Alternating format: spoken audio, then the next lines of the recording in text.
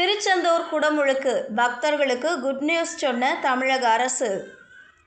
வணக்கம் செய்திப்புனல் நேயர்களே. மதுரை மாவட்டம் திருப்பரங்குன்றம் அருள்மிகு சுப்பிரமணிய சுவாமி திருக்கோவிலில் வருகின்ற ஜூலை மாதம் 14 அன்று நடைபெறவுள்ள குடமுழுக்கு விழாவிற்கான முன்னேற்பாடு பணிகளை அறநிலையத்துறை அமைச்சர் நேரில் பார்வையிட்டு ஆய்வு செய்தார்.